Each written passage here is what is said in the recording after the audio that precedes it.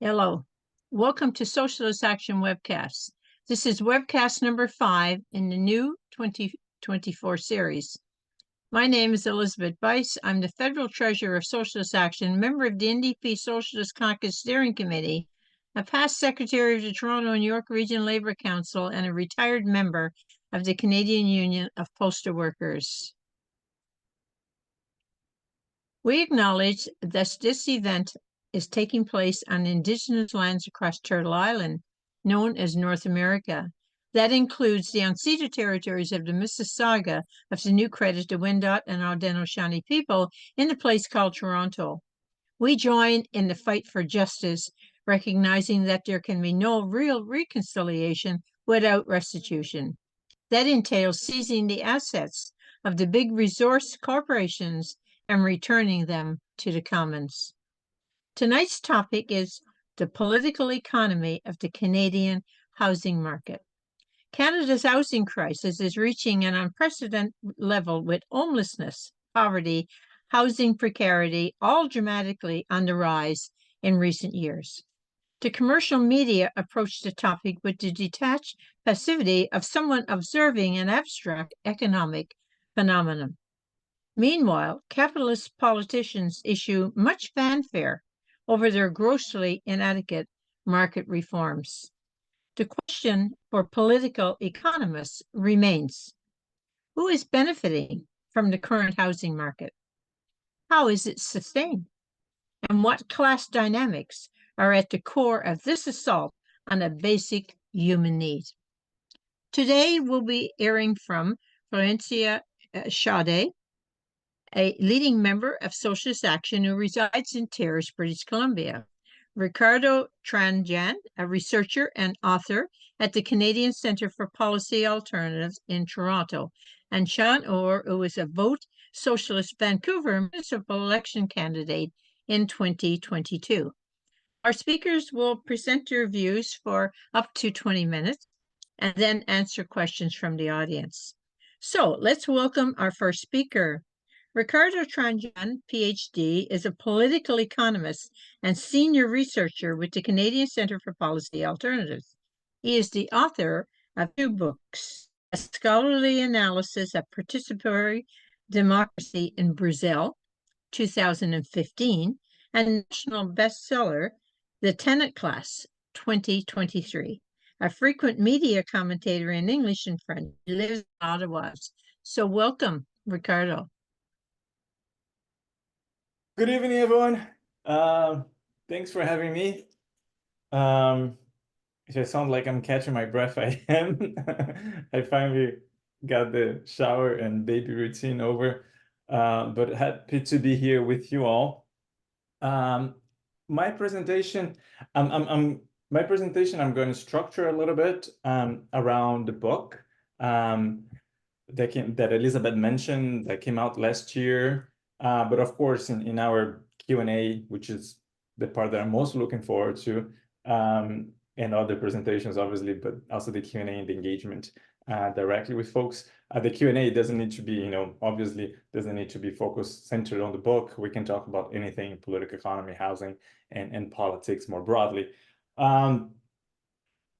So what I'm going to do with my 15 minutes is to provide a little bit of context of how the book came about, very briefly talking and talk about what it's in it, and then talk a little bit about the conversations and debates and a little bit of the organizing too that came out of it. So in this last kind of year or so of going around and talking about the book and meeting folks, sort of what I learned, and that it's not in the book, but I like to share because I find it's relevant. So to start, I think a good place to start is the pandemic. So I have a background as a political economist, but I now work at a think tank, and we do a lot of economic and analysis of economic and social policies.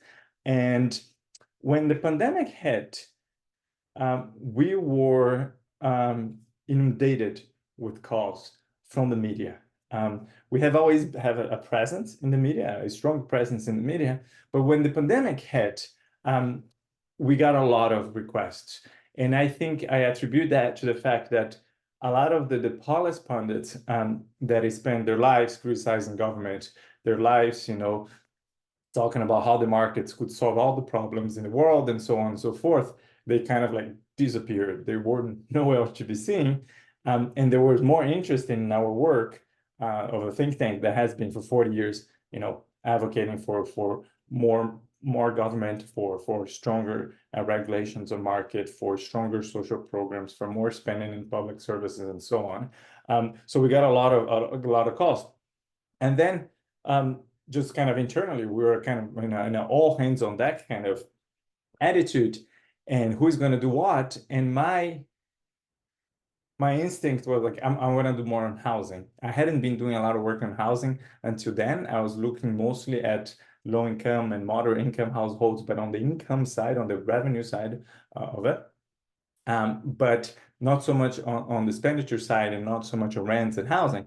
But it was my instinct based on my own experience growing up in Brazil, where the economic context was kind of pretty chaotic. Whatever we saw in the pandemic years, in the core pandemic years, was very similar to what I saw every single year growing up.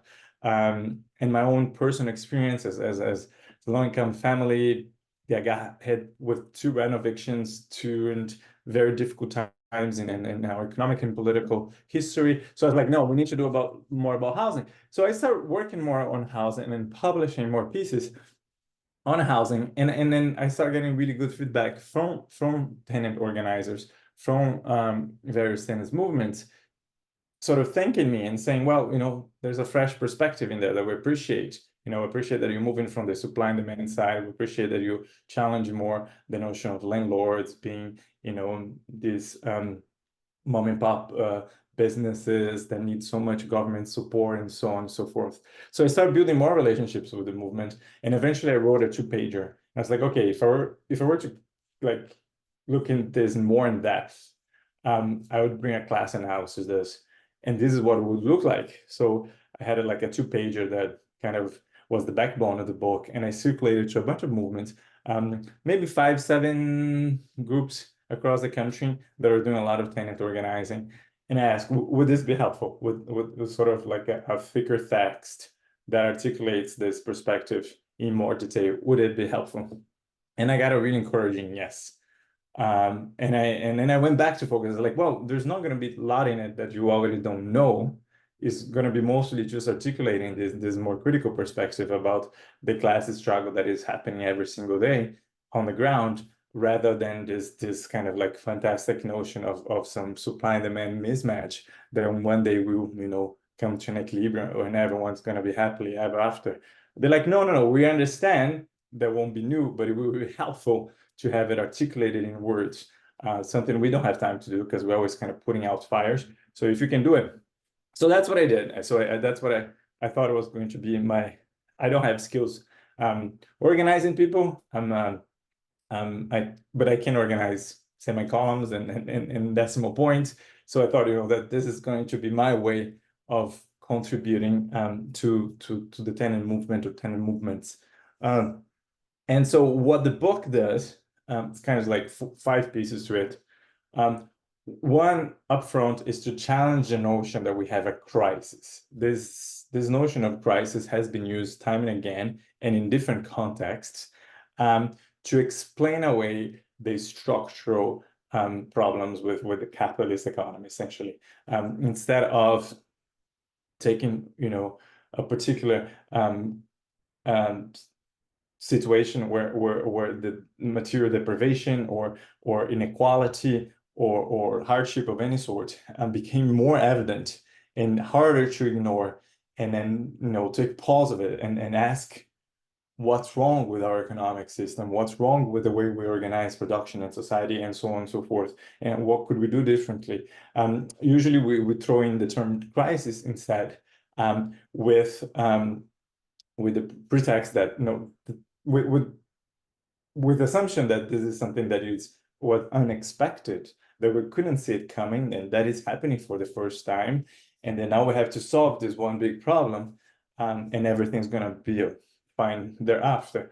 So there's a lot of work on how the term crisis and how crisis has time and again helped us to explain away these structural instructions, incoherences of the capitalist system. So kind of that's the opening of the book.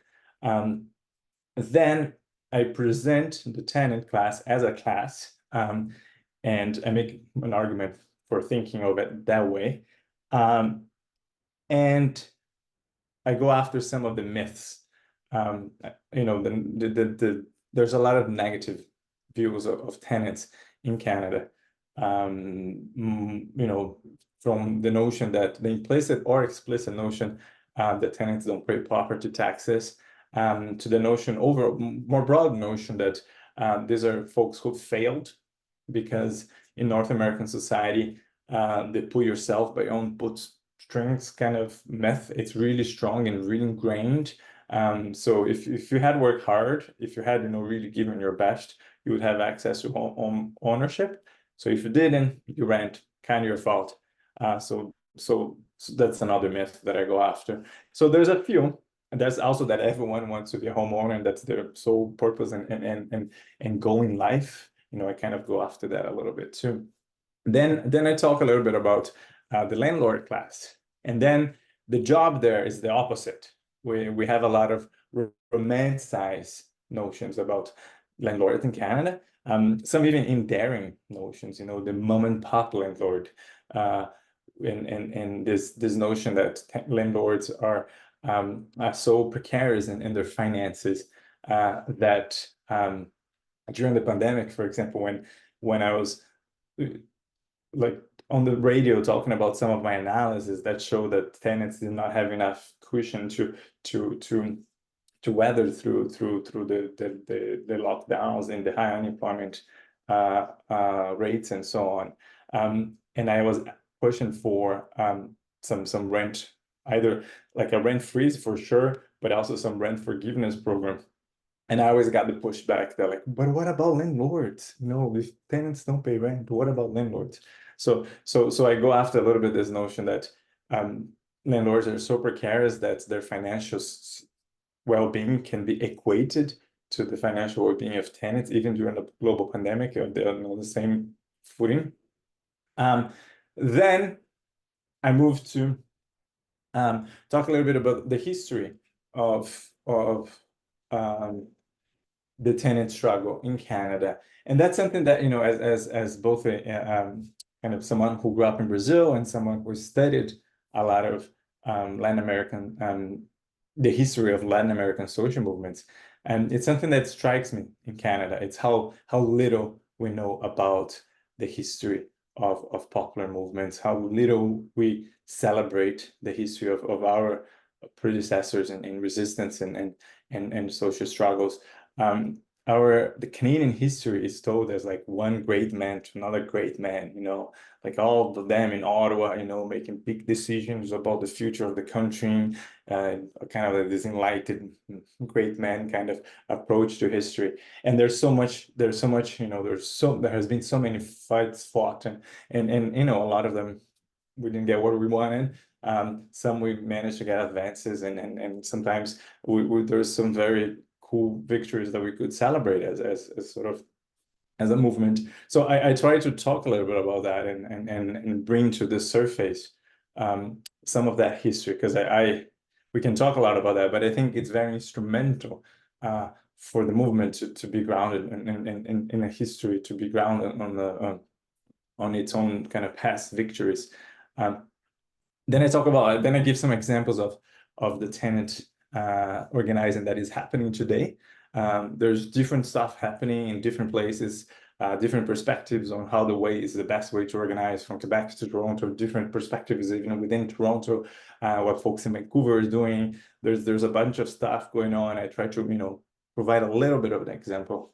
And then lastly, I talk a little bit about the last chapter. It's titled Pick a Side. And that chapter it's it's mostly written for researchers and policy folks like myself. That's my day job, and it criticizes especially that notion that there's some win-win policy solution to this, that this is all a big complex policy puzzle, that if all the experts sit around the table politely sharing coffee and croissants and think about it really hard, we can come up with some solution that will please everyone, that there's no struggle, there's no conflict interest. And I challenge that, and it's kind of, I make a call mostly for other folks in sort of the professional civil society, to take a side, to start wasting time, resources, and energy on these official forms of participation, and to instead put more energy towards organizing, towards the political movement, and less so towards the policy puzzle. So that's kind of the gist of it. Is a short book, and I mean, I don't ever intend it to be a kind of exhaustive analysis. It's more, I think I try to put enough examples there, and enough of a narrative to help us to get away from the supply and demand, the market will fix this kind of perspective. And lastly, tell you a little bit about the feedback that I've been getting for the past year or so. When I wrote the book, I was thinking about the tenant movements, and I was writing as a resource for them. But it turned out it reached a much broader audience, and I think there are a number of folks who are not necessarily super politicized, but who pay attention to political issues, who came to me and said, thanks for the book. We kind of hear that story about housing and we know it doesn't add up, but I didn't know how to articulate it otherwise, and that helped me. So I think that was cool. It's kind of, again, it's folks who I think there's a lot of potential there, and politicizing, doing some like cadre, building and kind of hopefully bring them in. For the movements, I think it was helpful in just simply articulating their perspective. Again, I don't think there's anything new or that they didn't know, but some gave me the feedback that they found it helpful to have, kind of like 98 pages, easy to read, and it's kind of also good to organize. Some folks in Toronto are using it as a popular education, as the kind of the text for some popular education exercises with tenant groups. And then, but the big questions that are coming out of it is, I think, one, from the professional civil society folks, they push me on, like, what does it look concretely? Like, okay, if we want to, stop wasting so much time on this, like, engaging government, what does it look like? And I think I've been fascinated by this question, and because I think it comes like there's a genuine question of folks coming like, we don't know how to do political work, like we don't know what it looks like. We do, kind of lobbying with government, and we write the submissions when they ask us opinions and stuff like this, but we don't know how to like operate outside the established framework from government. So there's like, I think, a lot of work there to do too. The other conversation that I've been having is with labor, and essentially trying to ask the hard question: what is labor doing? Where is labor in all of this? And then I can get into that rabbit hole.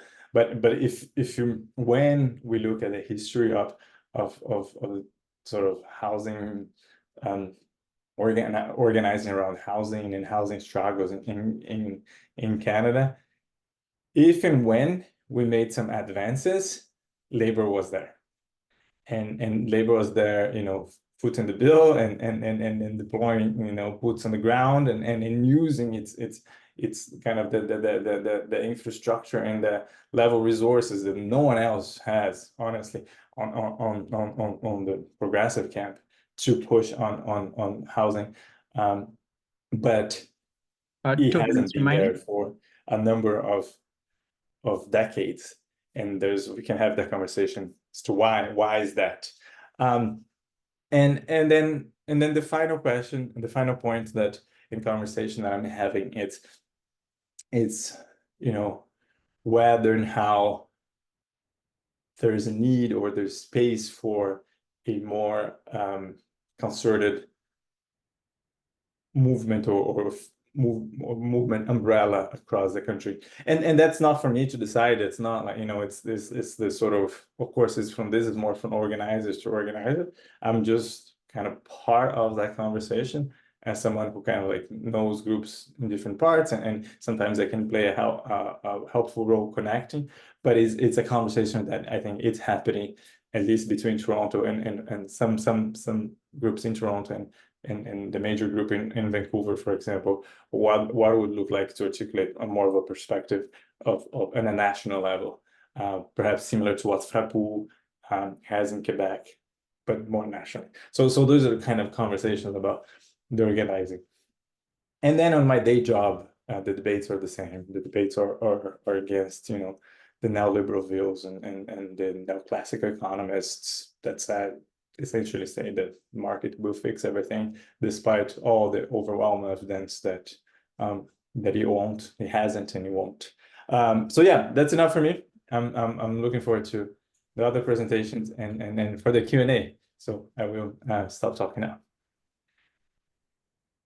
Okay, thank you very much, Ricardo. So let's now go to our second speaker, who is Florencia Schade. She lives in northern British Columbia with her family in a place called Terrace, traditional territory of the Shimpion people. She holds a master's degree in religion and science from the University of Edinburgh, works as a poverty law advocate at a social services society, is a community organizer with Skeena Local Action Network, and a leading member of Socialist Action. Welcome, Flo.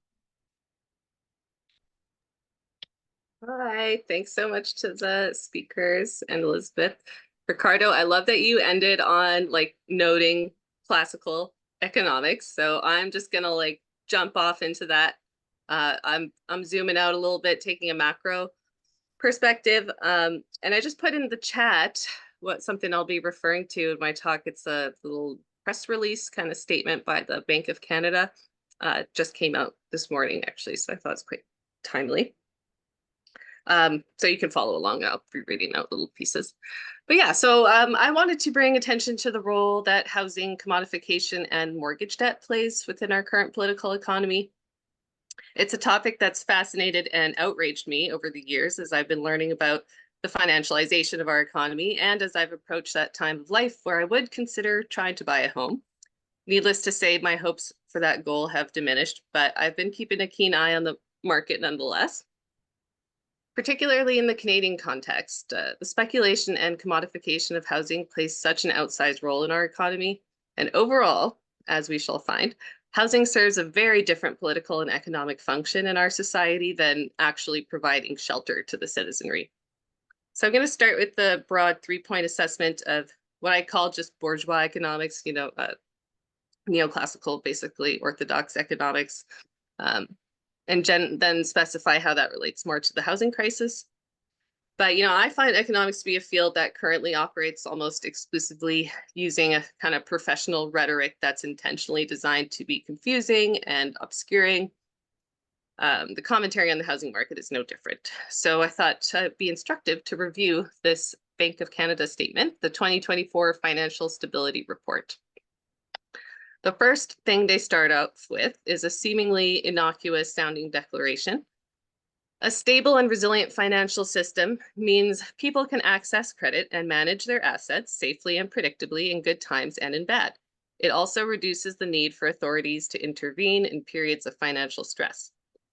In short, a stable financial system is critical to Canada's economic well-being. So what does that really mean? Key point that I want to make and we'll return to is that when they speak about financial system as the economy, or when they use financial system health as a placeholder for overall economic health, know that this is a distortion, an assumption, and a sleight of hand that hides the true class interests and material dynamics involved. The financial system is not commensurate with the economy. Over the decades, I would argue in large part thanks to an anti-communist reaction post-World War I, neoclassical monetarist policies took hold in governments and increased state reliance on so-called private capital markets and the working class austerity that came with it. Since if we are reliant on private capitalists to fund public operations, then it follows that the masses must be taxed hard and the government must scrimp and save to stay afloat.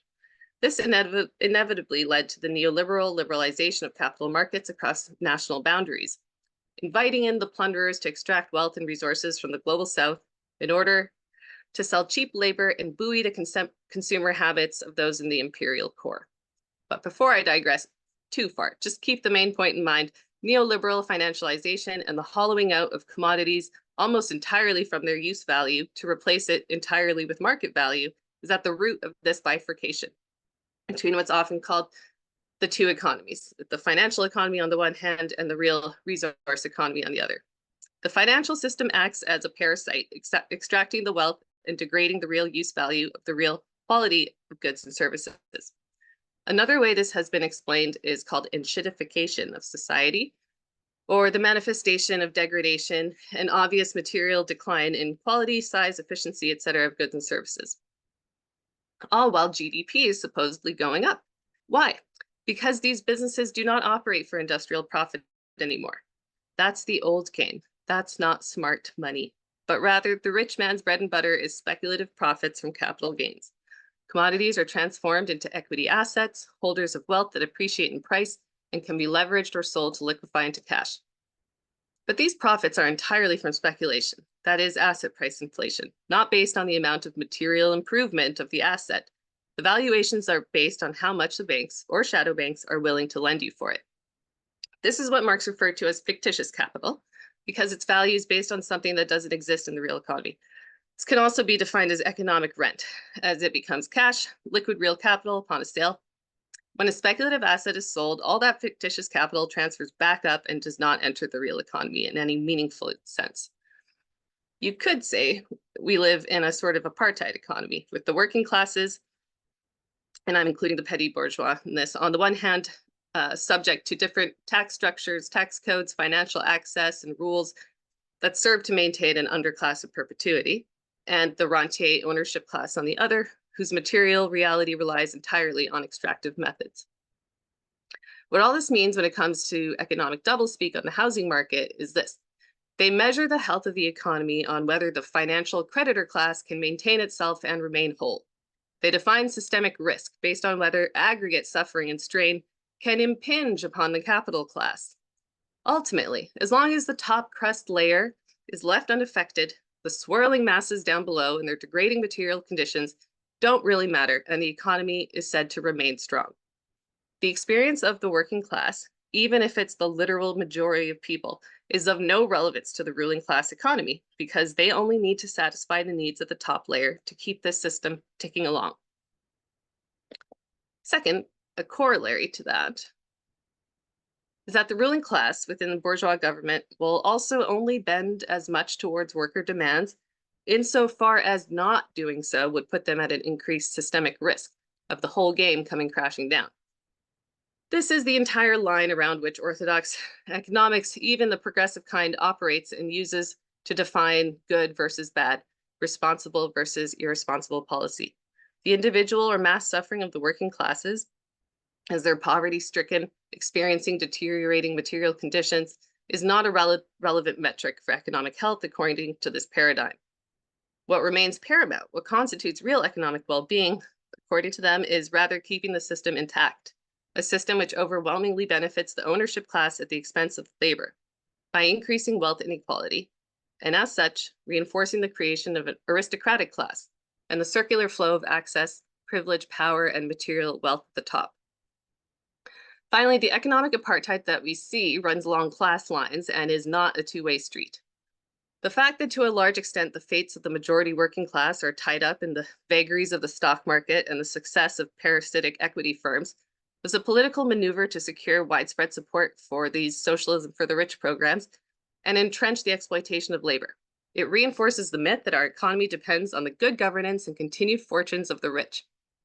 Yes, a financial market collapse would hurt the working class, as it would result in job losses and devaluation of investments for pensions and other fixed incomes.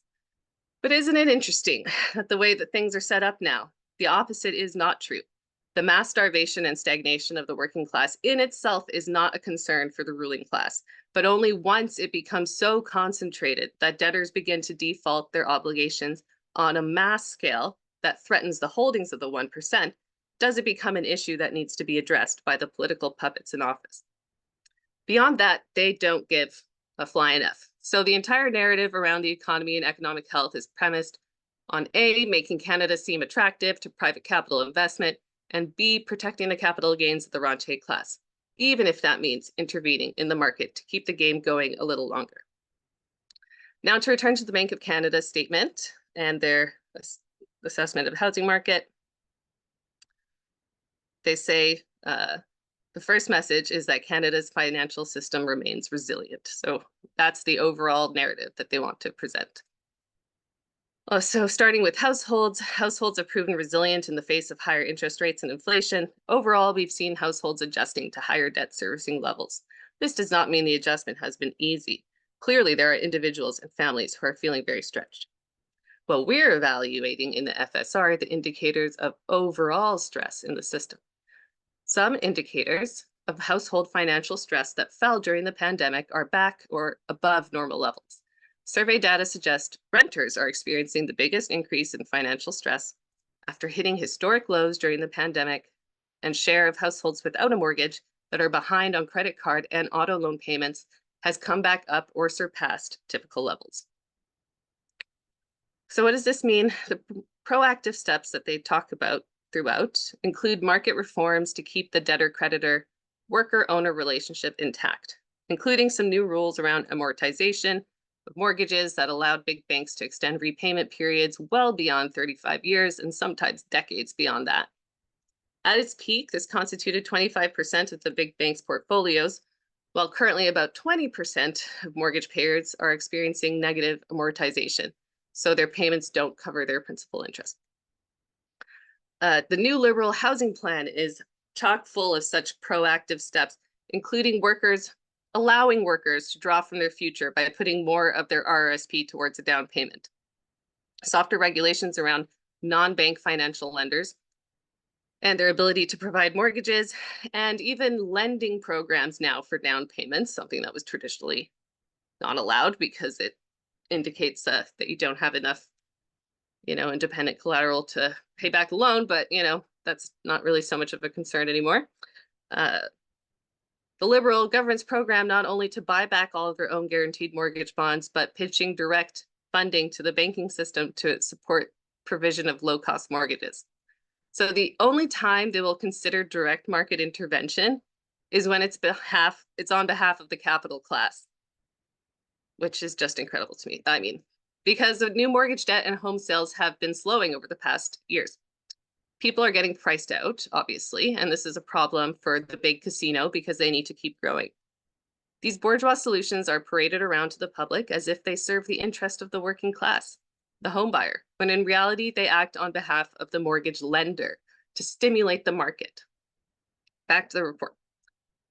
So overall, it says, the evidence suggests that households have the flexibility to continue servicing their debts at higher rates. We will be watching the data closely for signs of increased financial strain amongst households, both mortgage holders and non-mortgage holders. We'll also be watching how the labor market evolves, since the biggest factor that determines whether someone can service their debt is if they have a stable income. Higher interest rates are also affecting businesses. Higher rates are slowing demand for the goods and services that businesses sell, while also increasing their financing costs.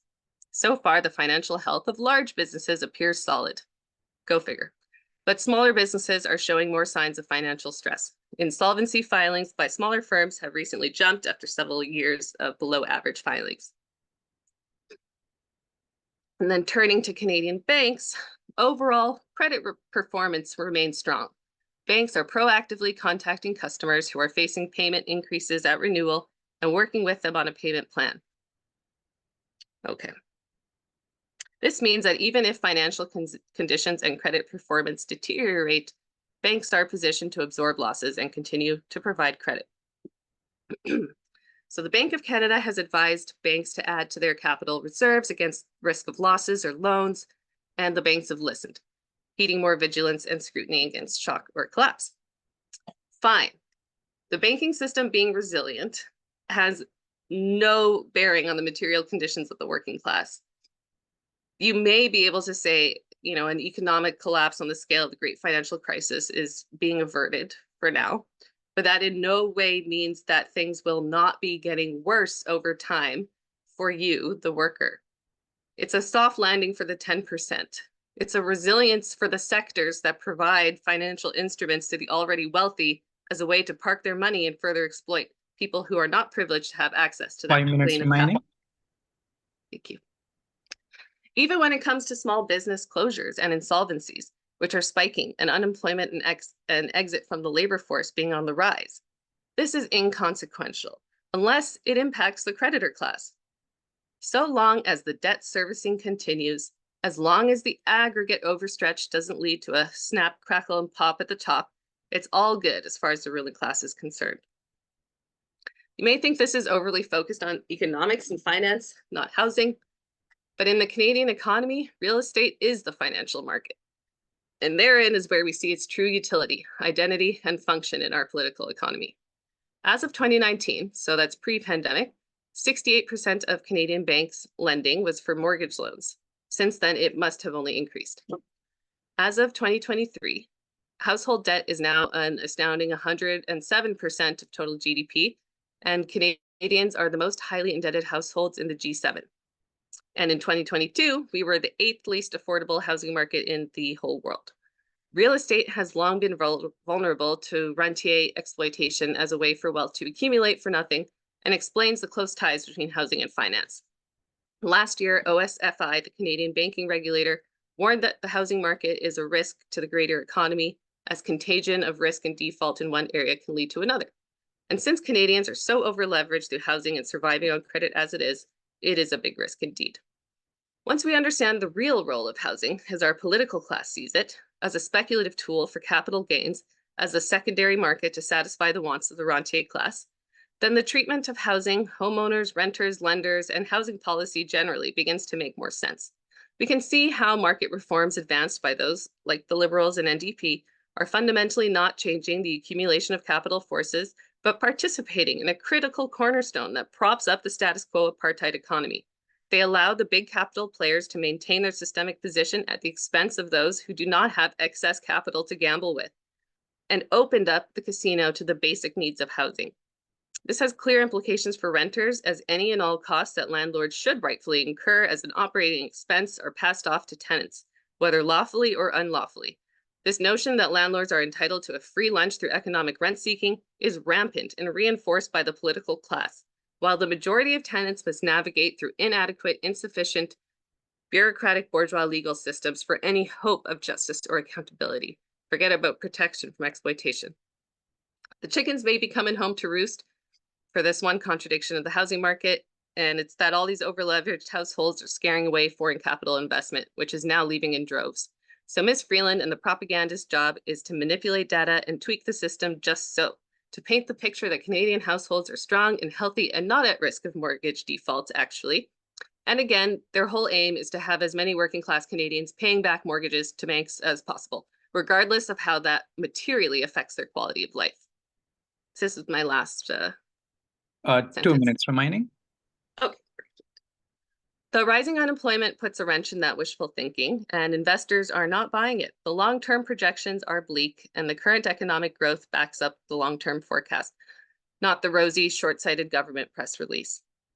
Perhaps one of the most poignant, and I think credible reports came last year from the OECD, which puts Canada on track to be tied dead last with Italy for per capita GDP growth, which is often referred to as like a measure of quality of life.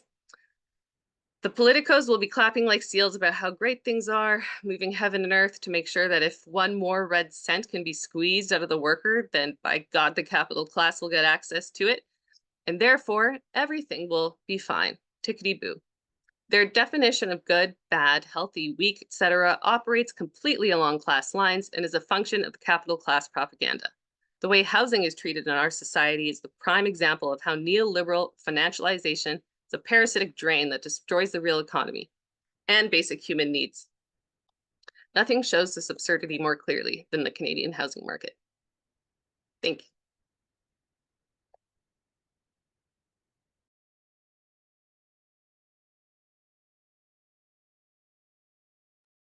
Thank you very much, Flo. Sorry, it was a technical glitch there. Our next speaker is Sean Orr. Sean is a Vancouver-based artist, worker, student, and activist for the unhoused in their fight against police brutality and de-encampment. Sean was the 2022 council candidate for Vote Socialist Vancouver, where he ran on a socialist program, including public housing and defunding the police. Welcome, Sean. Thank you very much. Thanks for having me. Feel very honored. I'm definitely not an expert at all. Much more sort of lived experience. So pardon me, I might just be kind of rambling a little bit here, but I'm definitely more of that kind of conversationalist style. I really appreciated a lot of the points that the last speakers had. Ricardo, in emphasizing that this is not a crisis. This is the system working as designed. I love that. And you hear similar things in the framing around the drug overdose crisis, which is just a policy failure. It's social murder, right?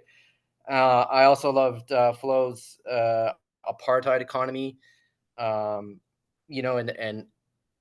I want to read that whole speech. I want to see that published in an article because I feel like there's so much to unpack, and I might even that might even be what I'm doing here, unpacking what that kind of looks like maybe on a West Coast Vancouver level. But just fantastic stuff. I remember reading once the financialization of real estate accounts for residential real estate accounts for $163 trillion US. I don't even know what that looks like. I think there's 12 zeros or something like that. It's an absurd amount of money. And so as long as that money is circulating in as Flo said, the 10%, then we're not designed to understand those numbers. We're not designed to change that. And what we're kind of doing is, picking up the pieces, and that's kind of what I'm going to talk about, what it kind of looks like, maybe more on the street level as well. And like I said, I speak from sort of lived experience, struggled with mental illness all my life, from, recovery centers to psych wards, and it wasn't until my parents had to sort of step in and buy me a place to live, and my mental health improved, like go figure. Dignified housing, it works, and we're seeing it work in places like Finland, where they have housing first, and we're seeing it on smaller levels too. Where we have some developments with social housing. If social housing largely doesn't mean anything, but you're seeing some of these developments have these wraparound services that are that take all of that into account. And this is partly why I ran for council too. I wanted to sort of weaponize that privilege, and seeing all my friends priced out of Vancouver, and seeing homelessness skyrocket. 7 people a day in British Columbia are dying from poison supply. So that's why I ran. And the election, of course, was neoliberals doing what they do best. Adopting a lot of the rhetoric of the left, weaponizing a lot of that rhetoric. I was in one debate and it sounded like they were all socialists. It was absurd. I was like, they're taking all my lines here. It was outrageous. They're talking about equity and all this nonsense. And of course, when we see them in practice, it's bloodthirsty, dispossession and displacement at every corner, right? So, and I think a lot of that election, there was you kind of get bogged down on like sort of YIMBY versus NIMBY debates, and I think that's just kind of a psyops, like just try to avoid that, because we, I think, are the people that have the real ideas, and knows that that's just kind of a distraction. I mean, um, our platform, I thought it was fantastic. We kind of took from Barcelona in common. We had listening circles from different community organizations and stakeholders, and then we drafted our platform later. So I mean, we listened to people like Vancouver Tenants Union, um, as well as Vandu, which is a Vancouver area network of drug users. So we took that into account, and we kind of ran like that. We had ideas on housing, like the right of first refusal. I know Montreal does that, but that's, city buying up housing before it goes to any sort of, corporate real estate or REIT or anything like that. Tenant relocation policies, the right for tenants to organize, and of course vacancy control, where rent is tied to the unit. I'm sure most people know that.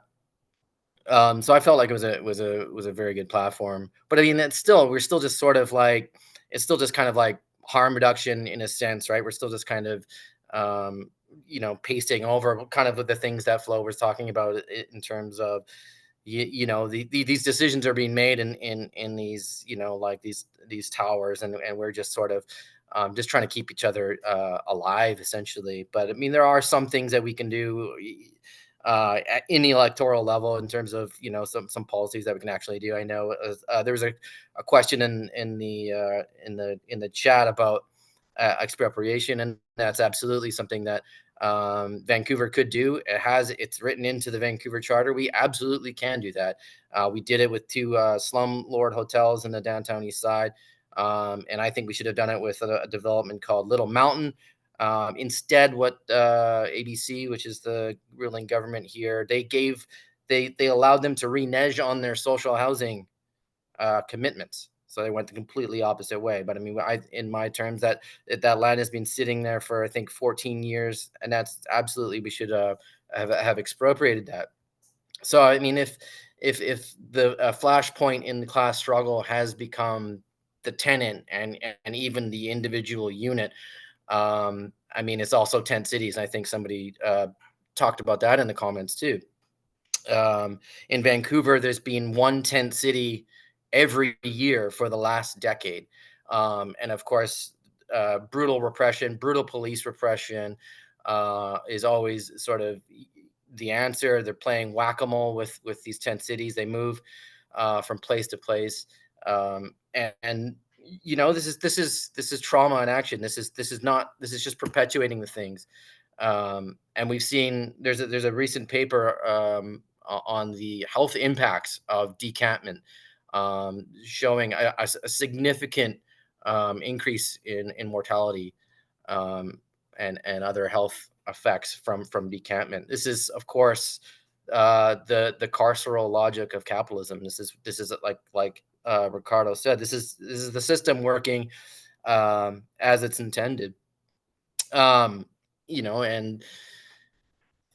there might be some people that say maybe electoral politics aren't the way, or I've even seen some people say that even tenant organizing is sort of counter-revolutionary. I've seen some groups talk about that, but I mean, like I said, I think of it as a kind of harm reduction.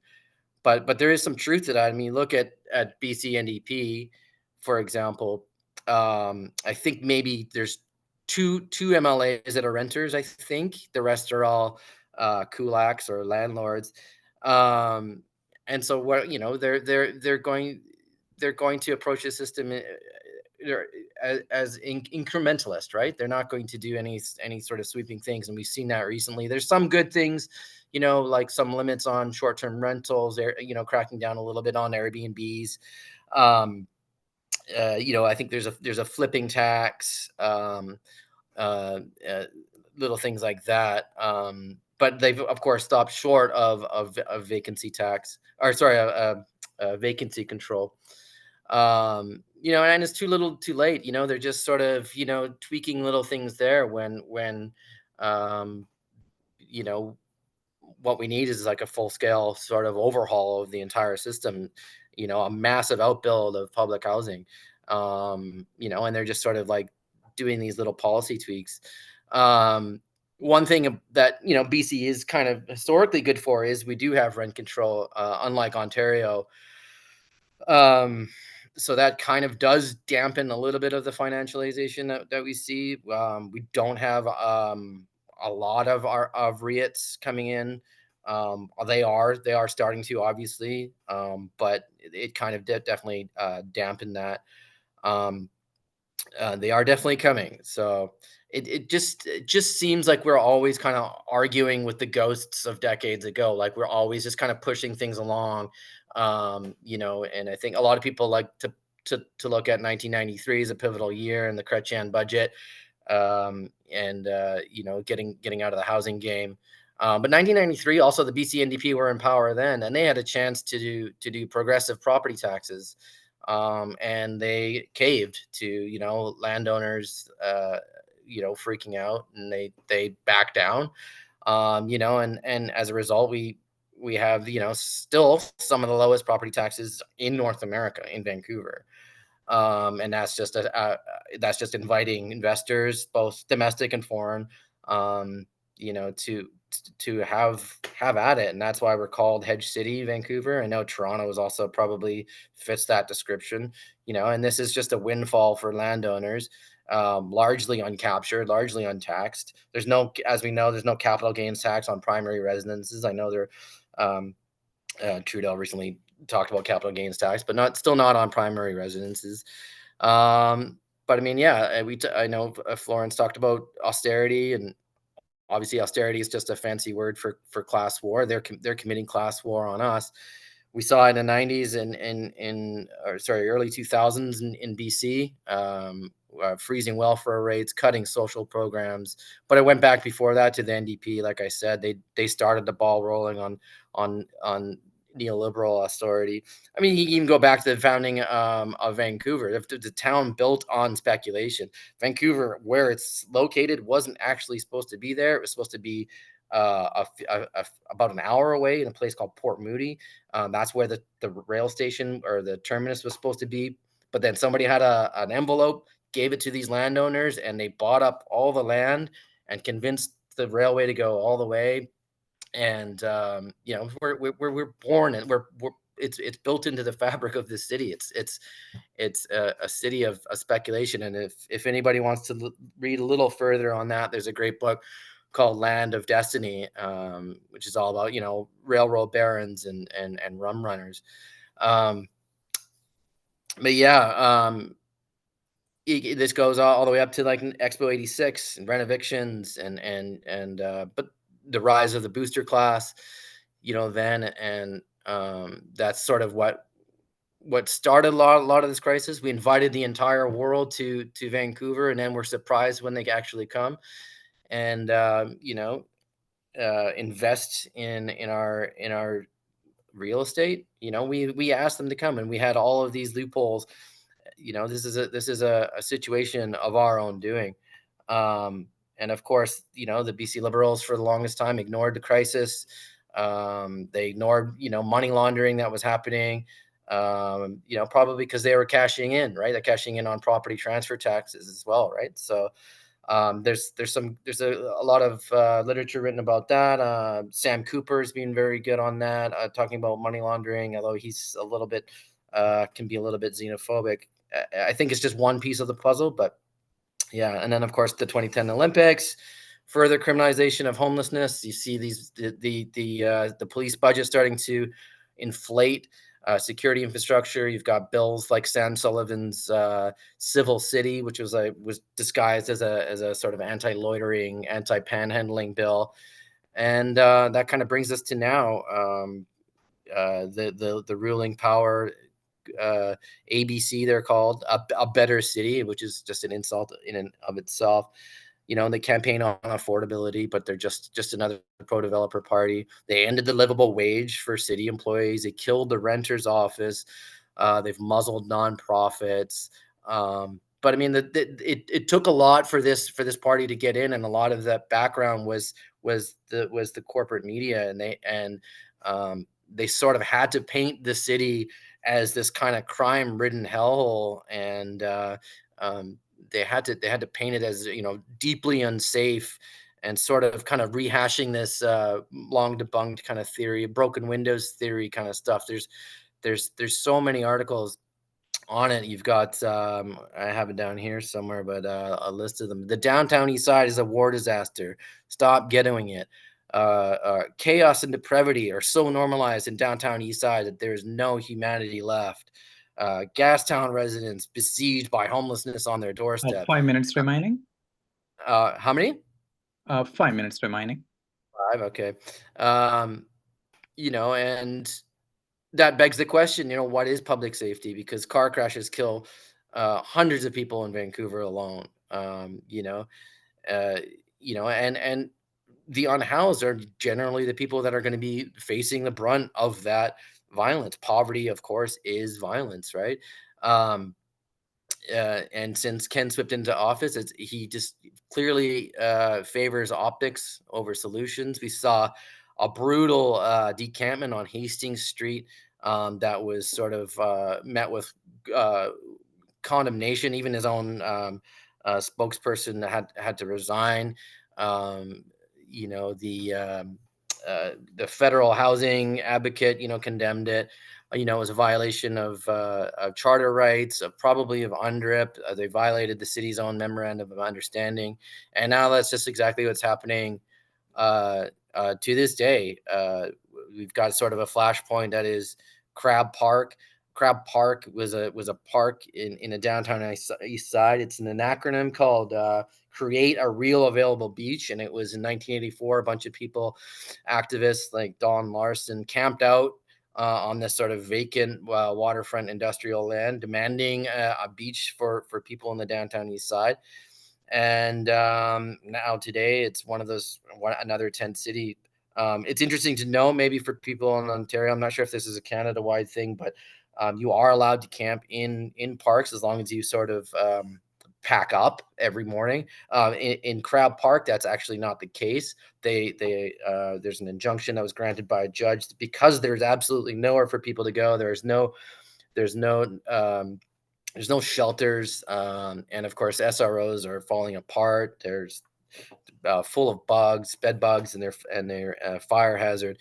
So they said, you know, that this was a zone where you could actually camp. Now, Ken Sim, with FIFA coming, which he's spending $581 million on, they wanted to clean it up, and they threw out any like tarps. They installed their own tents. They blow over in the wind. You'd think park rangers would be able to install a fucking tent, but they can't. You know, and they're throwing out couches. They threw out overdose prevention site, the tent. They threw the whole tent out. You know, all the couches, all these they're throwing out barbecues that are donated by these groups. And with, you know, 4,700 homeless people are expected by 2030, 10 cities just are a legitimate and safe solution of housing. Yeah. They've been shown anecdotally to decrease drug overdoses because people aren't using alone. A lot of the SROs, you can't have a partner, you can't have a pet. So these 10 cities are a dignified solution to that. You know, and you look at, all right, 70% of drug overdoses in BC are inside. And largely these are in either, you know, tucked away where we can't see, or in these SROs. But that it's not all doom and gloom. I mean, if you look at Crab Park today, there's a ton of mutual aid that's being done. Stop the Sweeps, Community Canteen, Disco, Dudes Club. All these people are coming together with peer training, healthcare referrals, hospital accompaniment, you know, legal support, all sorts of things like that. In a sort of a very kind of decentralized horizontal movement to basically provide dignity to people. So yeah, I think that's it for me. I'm probably just trailing off. But I could feel like I could go on also forever. But thanks again for having me, and yeah, I look forward also to the question and answer section. Okay, thank you very much, Sean. Okay, so if you want to ask a question, of course you can put it up, put your virtual hand up, and I will leave it up until I call you. But we do have some questions in the chat that I will read now. Some of them I think have been partially answered in the chat, but I will read the questions anyway. If housing is a human right, what should be our attitude towards the existence of hundreds of thousands of vacancies while people die in the streets due to lack of decent accommodations? Socialists advocate the exploitation of vacant residential. Oh, this is fading away on my computer. I don't know why. Okay, here we are. I'm having some technical problems here. Organizations to introduce motions in the Ontario Let to eliminate above guidelines, rent increases, collective bargaining rights for tenants. Am I going into another question because everything is jumbled here? Maybe you can see this better, Corey, from where you are. I'm having trouble with my computer.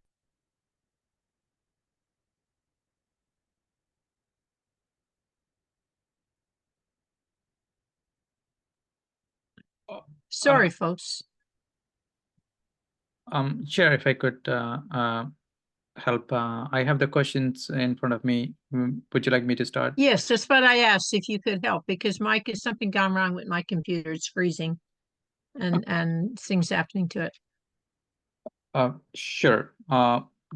Barry had his hand up. Do you want to start with Barry while I sort out the questions? Yes, okay, go ahead, Barry.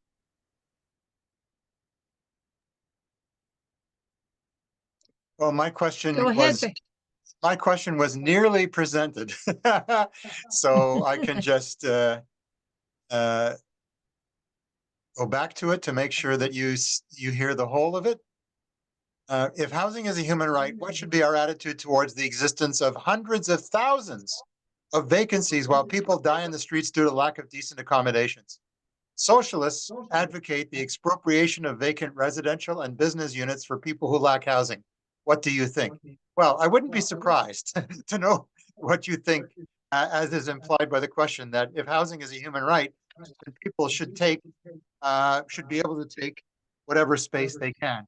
And this is a worldwide movement. As a matter of fact, Elizabeth and I were in Paris a few years ago, and I picked up this sticker, and it says "Réquisition des logements vidés." So if housing is vacant, should take it and use it. People should not die in the streets. That's what our comrades in Europe are saying, in Central and Latin America, in Asia. That's a worldwide demand. Thank you, comrade. That's what the movement looks like. Okay, so while Carrie is doing the other questions, we'll just take the one, but we usually take 2 or 3, but you have 3 minutes each to answer this question if you wish. And we're going to start with Flo, then Sean, and then Ricardo. Sure, yeah. Let's definitely expropriate. Obviously, I'm down with that.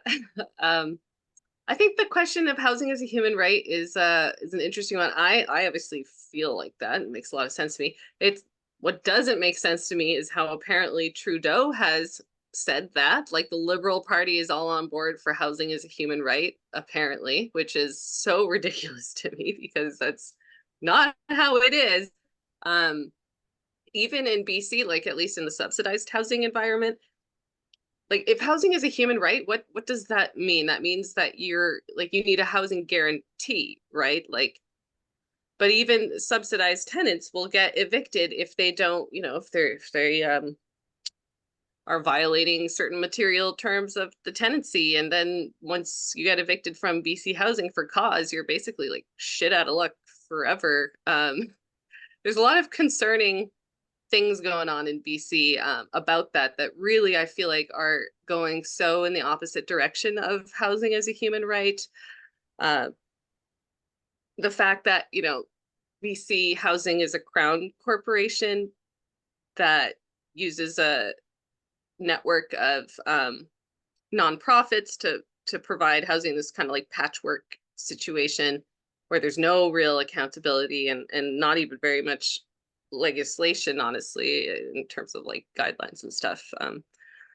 So they operate without a lot of accountability. There's a residential tenancy branch, but that takes months to get a hearing, and there's definitely institutional bias, and the ways that the laws are written are biased and favor landowners and landlords. So there's a fundamental, I think, disconnect around just the idea of housing as a human right, so that people, to me, that means that people have a right to have agency over their environment, you know, whether you're a tenant, whether you're a homeowner, or even an unhoused person. And that's kind of what they're gaining from encampments, which they can't get at shelters. There's been a recent change in the law that clarifies in BC that a shelter is a reasonable place to go, regardless, like as long as it has a close proximity to a shower, I think, and a toilet, and maybe food. It's like there's like 3 conditions criteria, but it's basically design wording so that a shelter is a reasonable place to go if there's a bed there. So that's like more forced. Basically, we're heading in the direction of like forced detentions in BC, and EB is also on that train for the Mental Health Act and addictions, and very down with basically forcibly detaining people into like residential treatment and stuff. So we just have there's absolutely no treatment of housing as a human right. Like there's no agency afforded to people just based on human dignity. It's basically like if you're addicted to something, you got to get forced into treatment. If you become unhoused, you got to get forced into a shelter. If you're a tenant, 1 minute left.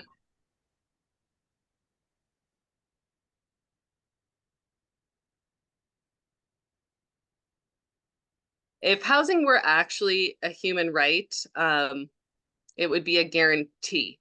And we are so far from that it's quite distressing. Okay. Next is Sean.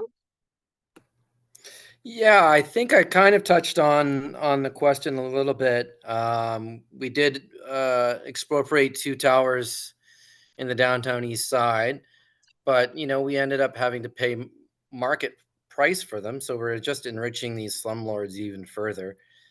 And there has to be some sort of conditions that we set for landlords, like Florence said. There's a very sort of a tragic story that happened. There was a fire to a complex, and then the Tyee actually did a really good investigative piece. This guy has been doing this all across the city, and he just gets away with these little slaps on the wrist, these small fines. You know, he's playing with people's livelihoods, right? Why can't we expropriate that? Why can't we just, no, you don't, we're taking all of your properties. And similar to sort of people exploiting these tax loopholes, or even like offshore taxes, you have a lot of these examples of, you know, students declaring, you know, no income and owning these, you know, 10-12 million dollar mansions in Dunbar and Shaughnessy. It's absolutely absurd. And like Flo said, we're so far from housing actually being a human right. It's almost laughable, and how it's weaponized, like you know, by Trudeau or by David Eby in BC, or whoever. You know, they constantly talk out of one side of their mouth. They say it's housing is a human right, and there's absolutely nothing to show for it. You know, the state of SROs and many of the privately run, anyways, SROs are atrocious, and that's sort of what I was getting to with you know, the legitimacy of 10 cities. You know, they're often safer. They're often places where overdoses have been decreasing because people aren't using alone. You know, some of the I've visited Crab Park on numerous occasions, and you know, these are skilled tradesmen that are tradespeople, sorry, that are in these tents, and they build kitchens and warming tents and things like that. You know, if you just give these people that sounds like they're not us. But if you just give us the resources that we need, we can build for ourselves. that's kind of where I stand on it. Thank you. Thank you, Ricardo. Yes, housing as a human right. I have had many debates about this with some folks who work from within that framework and the civil society space. And I had two concerns just with that framing generally. First is that within the sort of academic literature in human rights implementation, it is recognized that it takes many steps to move from the just general acceptance as something as a human right to it actually being implemented, and more importantly or equally important, to being enforced. It's a long road, and historically we have been, as societies, have been better at implementing political and civil rights, so-called the first generation of human rights, than social and economic rights. The record on the implementation of social and economic rights, it's really weak, internationally and generally. And so in no way I want to belittle human rights or the first generation of civic and political rights. Like I grew up to a dictatorship, so I don't take it lightly how important those are. But using that same framing for social and economic rights, I question the usefulness of that. I think within civil society, it sort of reinforces that calm and politeness, and this notion that we are working towards progress on no pressure, no particular schedule, no sense of urgency. It's just, we're going to keep doing these consultations and all of these panels and these conversations, and one day we'll get there. And then more fundamentally, human rights, the entire framework, is an individual right. And sometimes I'm afraid that it reinforces the fundamental liberal principles on which a lot of the market it's set on, instead of challenging it and pushing forward a collective right and thinking of it as a collective struggle and not as an individual claiming his, her, because that's how it's framed, or their rights. And then more concretely, in my experience, just chatting with various tenants groups across the country, it doesn't resonate. Like, it's a human right. They look at me and like, good for you, like, nice. I'm gonna go now fight the state that you're expecting to implement this beautiful human right is the state that is about to knock at my door and evict me, because the sheriff is the enforcement arm of the state. It is the landlord and tenant board is the other interface that I have with the state, and it's definitely not defending my housing to right. The other interface that I have, if I'm on income support, is it's the government and the various social agencies who are trying to penalize me from needing assistance. So it's a set of, like, of course, if you're racialized, you have a whole other, set of negative experiences with the state, and if you're women or indigenous, it keeps piling up. But in general, 1 minute remaining. I think folks are not necessarily having a positive experience engaging with the state that we're now saying that will implement their right to housing, right? So I tend to individually, I think a lot of the folks working from the framework are great people, and we collaborate on a number of pieces and some of the sort of work in Ottawa with the government. But as a framing for the movement, I don't find it very useful. Okay, thank you very much. I'll go to Carrie, and this time we will be asking 3 questions, and you have up to 6 minutes to answer 1, 2, or 3. And I will give you the lineup after the questions. Carrie? Thanks, Elizabeth. So I will be going from the order from the first. Flo asks, what are the panelists' thoughts on subsidized housing? How it works in your province? Pros, cons, things done wrong, well, could be better, etc. General thoughts on its role. That's question 1. Question 2, Stanley asks, didn't the BC-NDP create a real estate gold rush by further densification without certain changes to tax code? And third question, again, it's Flo ask, what do you think about the immigration narratives and the too little supply narratives to explain the jump in home rental prices and housing crisis? Also together, what are the panelists' favorite potential solution to housing crisis across any level of government? I could repeat if needed. Okay, thank you, Carrie. So you have up to 6 minutes to answer 1, 2, or 3. It's up to you. We'll do Sean, and then Ricardo, and then Flo. Sean?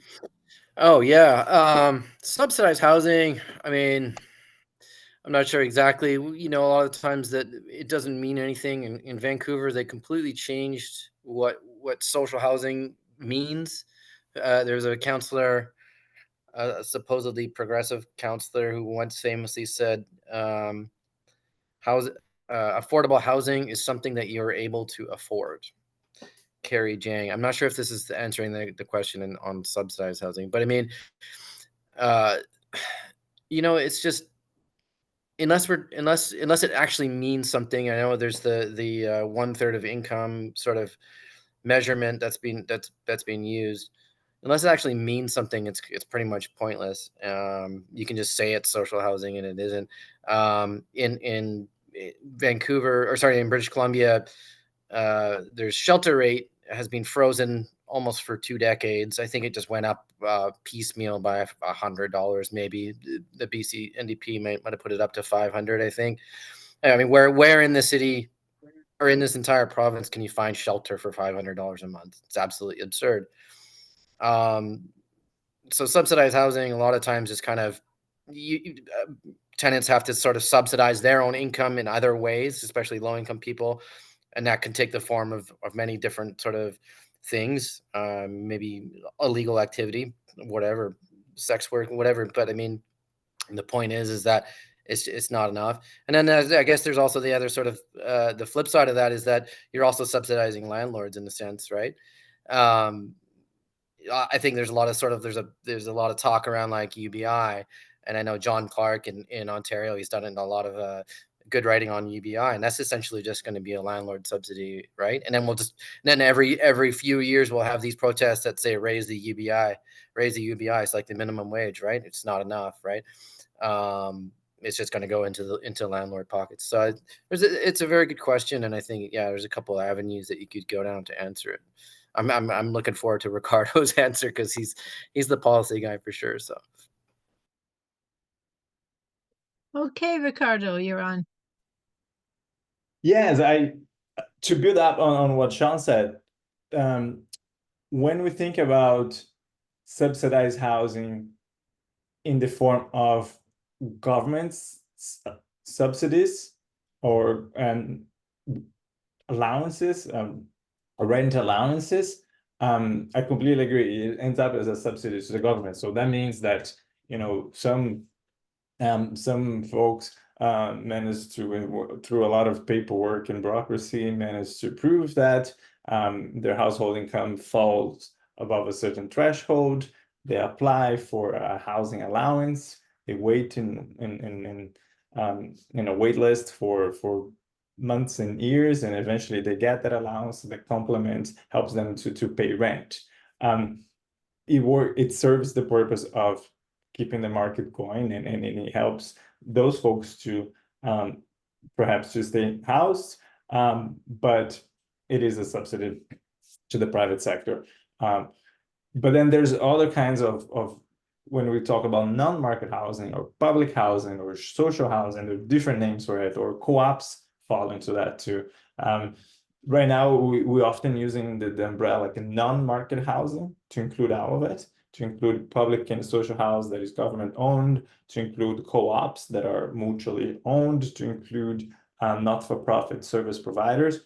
So this housing, all of that, it's not in the market. So the logic there is not to provide, not to create profit, is not to generate returns on investment. So I think that model is really good, and it would be a way forward to increase the overall, share of our housing that is not for profit. In Canada, it's between 3.5 or 4% of all housing, it's not for profit. And it's very low compared to OECD countries, compared to a number of European countries. It's kind of similar-ish to the United States, but it's a very low share. So we could increase that significantly. The problem is, I love the Sean's point about like sometimes being a panel and hearing the liberals, kind of take all their lines.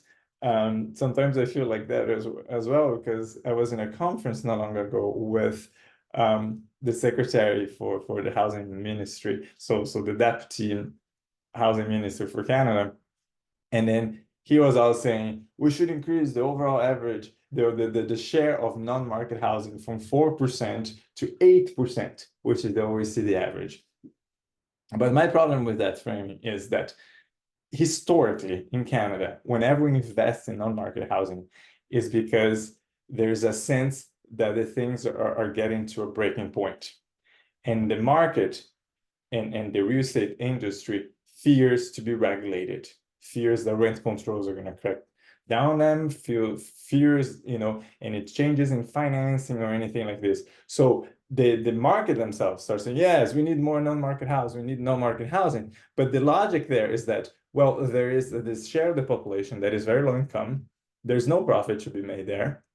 And the more, that we see reports about them being housed or on encampments or struggling to pay rents, the more social and eventually political pressure it can create to have market alternatives or to regulate the market. So then we started hearing the voices of like, yes, there's a report, but banks are publishing reports right now calling for more non-market housing.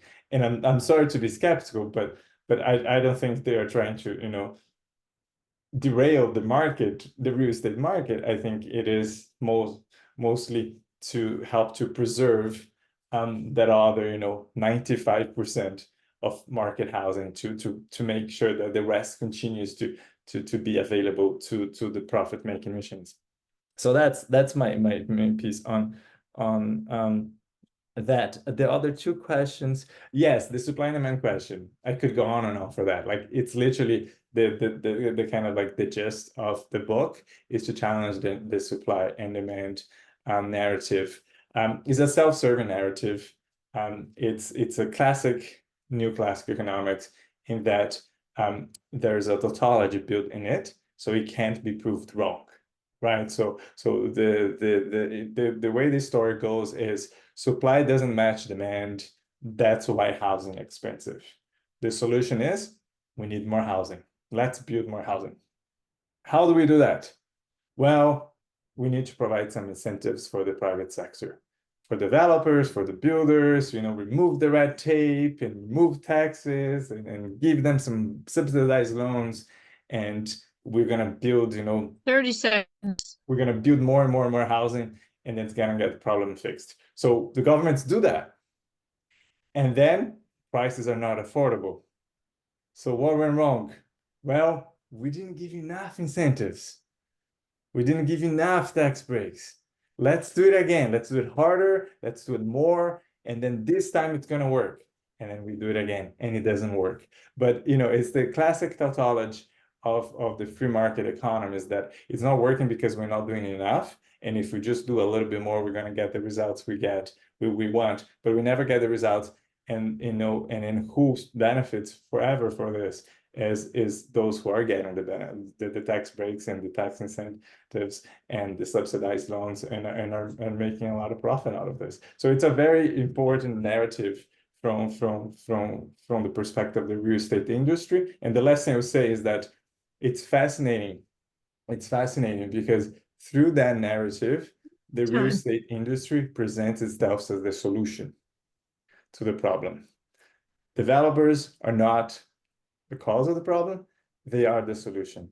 And to an extent that now it is hard for any elected politician to stand to developers, because standing to developers would be presented as being part of the problem, as standing on the way to the solution, and you would be burned alive in politics if you do that.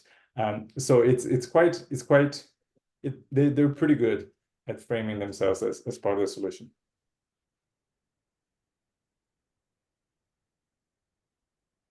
Flo?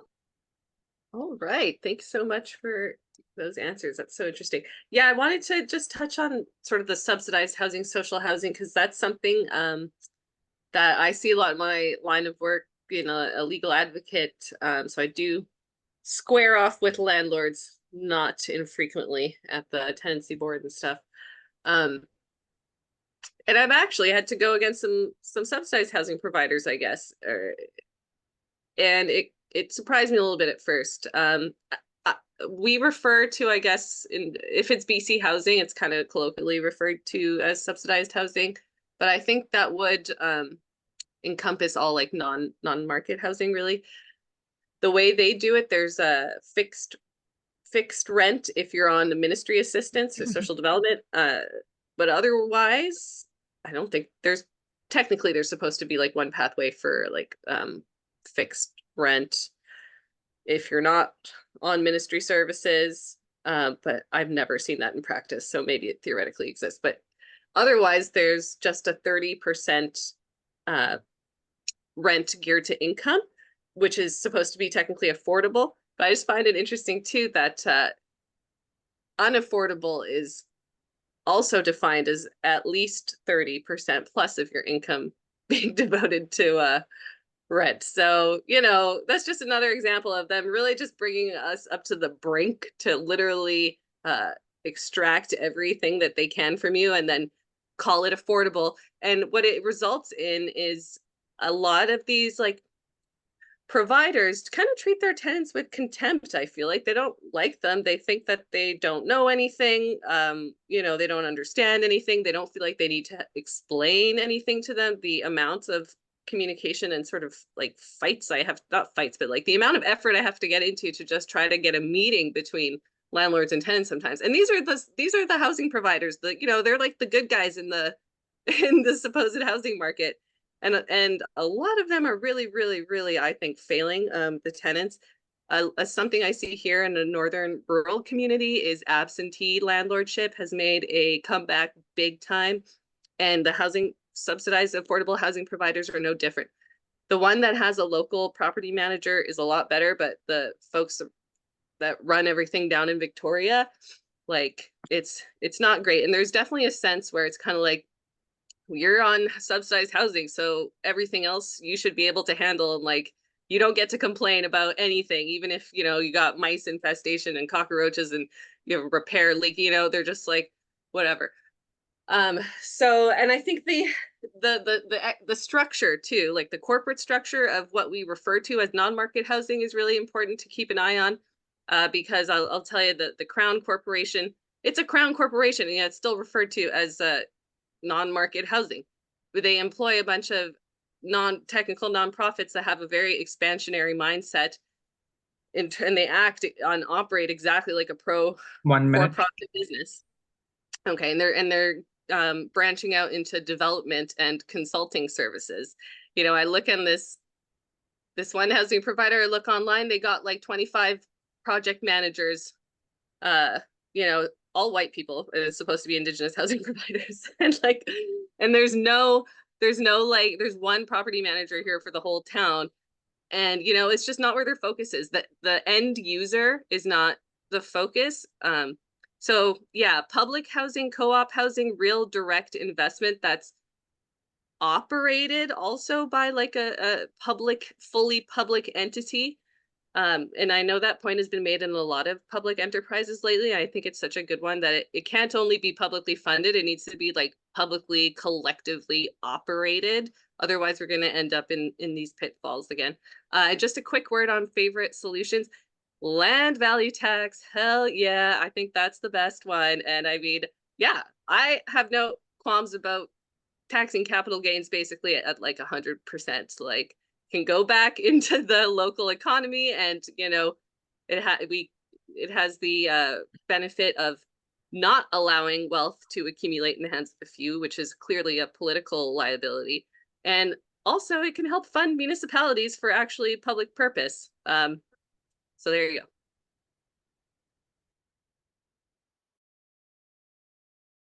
go. Okay.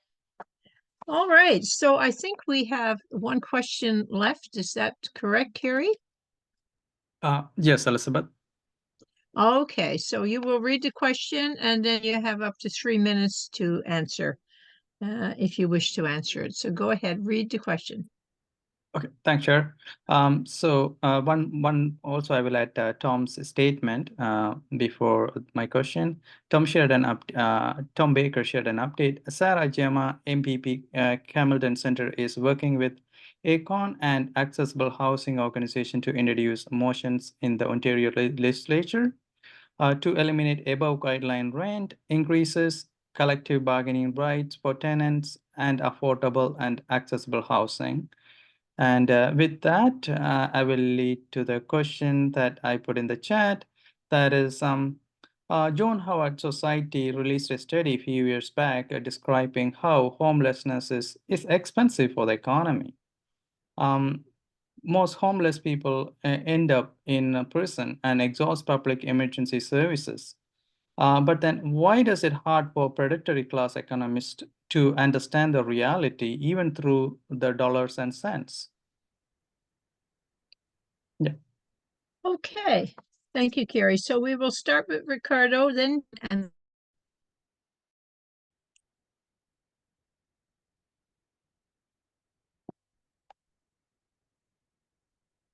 Sean?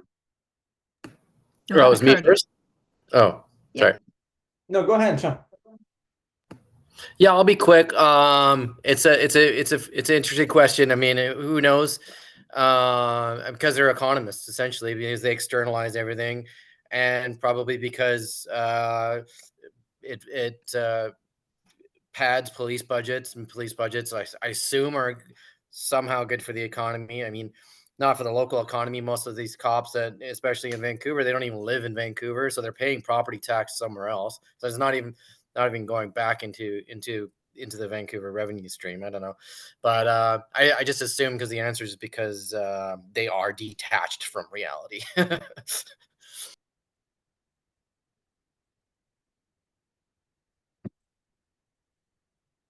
Okay. Ricardo.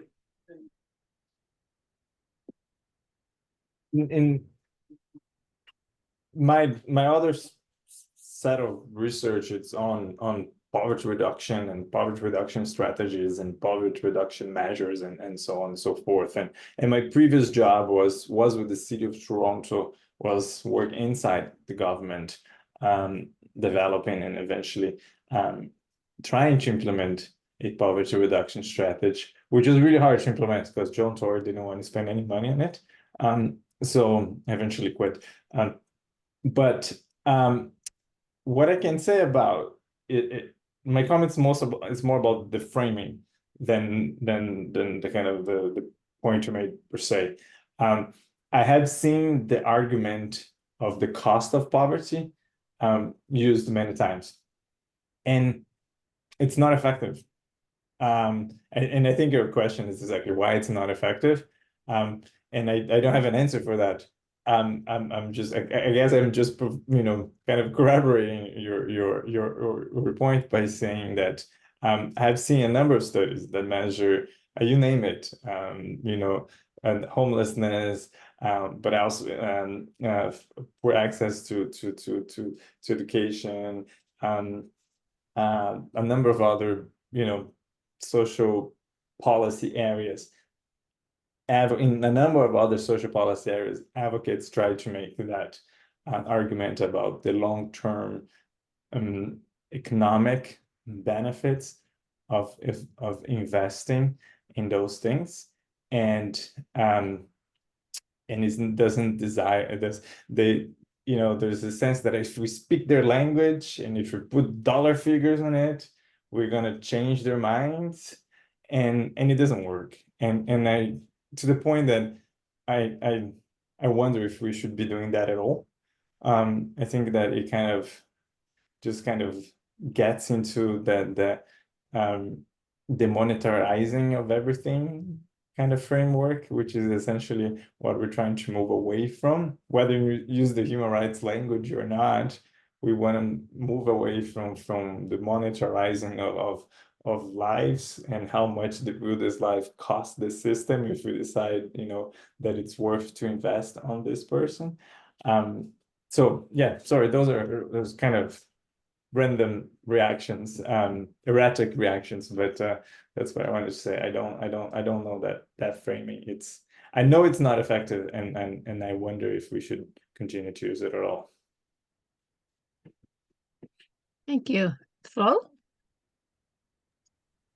Okay, yeah, I think that's such an interesting question. And I think it speaks to something we've all touched on today, which is that point that I was making, that the capital class will act insofar as it preserves the system, right? So they will spend, they'll do the little investing, the little profit loss, whatever, as long as the cost benefit analysis for them is that the system remains intact. So I think that kind of explains it, right? And Ricardo was talking about that too with the share of non-market housing. It's like, it's always when they think like, we might actually get the pitchforks and start taking over that they're like, okay, well, here you go. And, and so the fact that there's a cost to poverty and that there's a cost to this, like, that's just the cost of maintaining class war, right? And class hegemony, I guess. And yeah, that's my answer to that.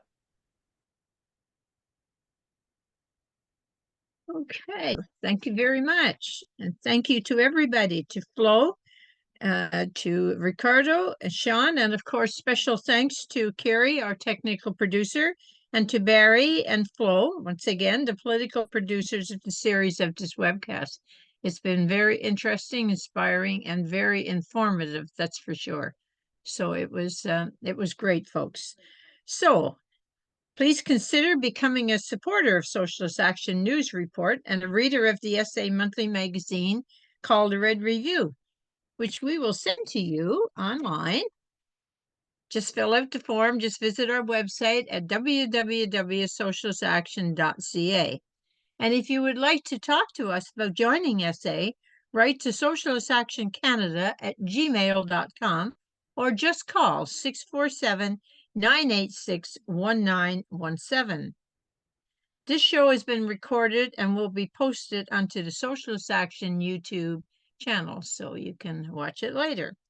The next SA webcast will take place on Thursday, which is better known in SA as Theory Thursday, and it's May the 23rd. The topic is Trotsky's Strategy for Permanent Revolution, which will be presented by Socialist Action Federal Secretary Barry Weisletter. Mark that date on your calendar, May 23rd, Permanent Revolution.